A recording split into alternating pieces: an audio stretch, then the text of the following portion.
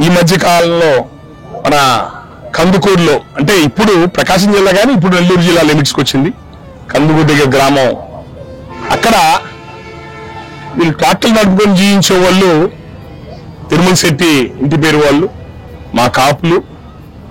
అక్కడ స్థానికంగా ఉన్న వాళ్ళ గ్రామం సంబంధించిన అతనే, కమ్మ సామాజిక వర్గం సంబంధించిన ఆయన, అతనితో జరిగిన గొడవ, ఒక చిన్న గొడవ విషయంలో మనసులో పెట్టుకొని వాళ్ళ అన్నదమ్ములు బైక్ మీద వెళ్తుంటే ఫార్చునర్ కారు పెట్టి, ఇది సినిమాల్లో ఎక్కడ సినిమాలో చూస్తుంటాం, ఆ విధంగా ఫార్చునర్ కారుతో గుద్దిచ్చి వాళ్ళ ముగ్గురు చంపాలని గుద్దిచ్చి కింద పడ్డోళ్ళ మీద మళ్ళీ కారు ఎక్కించి వాళ్ళ మీదకి కారు ఎక్కించి మళ్ళీ వాళ్ళ కుటుంబ సభ్యులు వాళ్ళ నాన్న వాళ్ళన్న ఫోన్ చేసి ఒక వ్యక్తి అక్కడే చనిపోయాడు, తిరుమల లక్ష్మీనాయుడు. మిగతా ఇద్దరు భార్గవ్ పవన్ అక్కడ చావు బతుకుల మధ్య ఉంటే కుటుంబ సభ్యులు ఫోన్ చేసి వీళ్ళని కూడా చంపేద్దాం, సాక్ష్యం లేకుండా చేద్దామని చెప్పని పిలిపిస్తే వాళ్ళు కత్తులను రాజు తీసుకొని వాళ్ళ నాన్నగారు వాళ్ళ ఇంట్లో వాళ్ళందరూ కూడా వస్తే చుట్టుపక్కల పొలాలలో ఏం జరుగుతుందని చెప్పి పరిగెత్తుకుంటూ వస్తే వాళ్ళని చూసి వెళ్ళిపోయారు అక్కడి నుంచి. ఇది ఆ వ్యక్తి లక్ష్మీనారాయణ చనిపోయాడు. మిగతా ఇద్దరు అక్కడ సీరియస్గా ఉంటే తీసుకొచ్చి గుంటూరులో ఉదయ హాస్పిటల్లో ఇక్కడ చేర్చారు. ఒక అతను కోమాలో నుంచి నిన్న బయటకు వచ్చారు, కోమాలో నుంచి. ఒక అతను నడుము దగ్గర కింద పని చేయట్లేదు.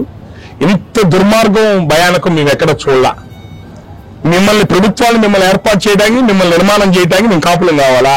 మీ కమ్మోళ్ళకి, మీ టీడీపీ పార్టీకి 5 సంవత్సరాలు జగన్మోహన్ రెడ్డి దెబ్బకి మీరు ఊర్లు వదిలిపెట్టి పారిపోయి పిల్లల పక్కల ఇక్కడ దాంకొని దుప్పట్లో దాంకొని ఊర్లు వదిలిపెట్టి మెడ్రాస్ హైదరాబాద్ పారిపోతే మేము కాపులో 5 ఏళ్ళు జగన్మోహన్ రెడ్డి మేము ఫైట్ చేసి, పవన్ కళ్యాణ్ కోసం మేము ఫైట్ చేసి మీ ప్రభుత్వాన్ని సజావుగా ఎలక్షన్ జరిపి మిమ్మల్ని ప్రభుత్వం ఊరు వదిలిపెట్టి రాష్ట్రం వదిలిపెట్టి పారిపోవాల్సిన కులం మీది, రాష్ట్రం వదిలిపెట్టి పారిపోవాల్సిన పార్టీ మీది.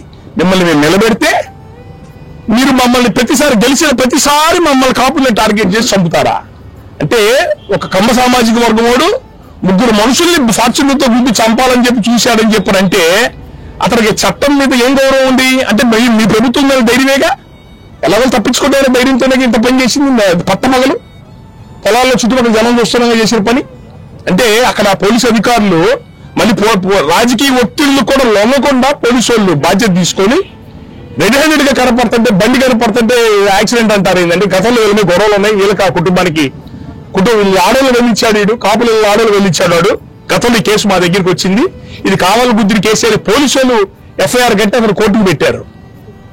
అంటే మిమ్మల్ని గెలిపించిన ప్రతిసారి మీ చేత మేము మద్దతు చేయించుకోవాలా? మా కాపుల్ని మా వాళ్ళు బలి పోషణ చేయాలి.